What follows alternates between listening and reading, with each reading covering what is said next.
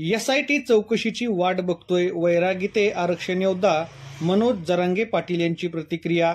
वैरागिते मराठा आरक्षण योद्धा मनोज जरांगे पाटील यांची संवाद बैठक संपन्न झाली. बार्शी तालुक्यातील वैरागिते आज दिनांक 4 मार्च 2024 रोजी सकाळी 11 वाजण्याच्या सुमारास छत्रपती शिवाजी महाराज चौक येथे आरक्षण योद्धा मनोज जरांगे पाटील समाज बांधवासमोर बोलत होते. त्यांनी यावेळी एसआयटी चौकशीबद्दल आपली प्रतिक्रिया देताना म्हणाले की मी गेली 7 दिवसापासून एसआयटी चौकशीची वाट पाहतोय, अजून चौकशी झाली नाही. मराठ्यांना ओबीसी मधून आरक्षण मिळवून दिल्याशिवाय मी गप्प बसणार नाही अशी भूमिका त्यांनी यावेळी व्यक्त केली.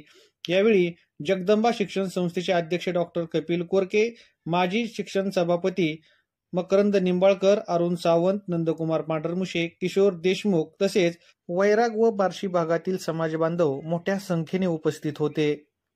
याला 10% स्वीकारायला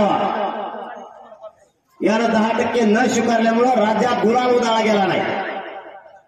2018ला आपण एससीबीसीचं आरक्षण दिलं, त्यावेळेस मराठ्यांनी गुलाल उधळला तर आपले 106 आमदार आले होते. यावेळेस मराठ्यांनी गुलाल 10% देऊन उधळला नाही. या पोरावरती दबाव उभा करा आणि याला 10% आरक्षण घ्यायला भाग पाडा. जर याने 10% हो म्हणला तर समाज गुलाल उधळतोय, म्हणजे हा सत्तेच्या आणि मराठ्यांच्या मधला काटा आहे. याला हा म्हणायला लावण्याचा हा काटा बाजूला करा. असा होणार नसला तर याला गुतवा म्हणून ती एसआयटी नेमली. आणि मी त्या एसआयटीची वाट आज 7 दिवस झाले बघतो. कारण मी जर आज गेलो, भावनिक लाट अशी येणार की यांचा सगळा सोपडा साफ होणार.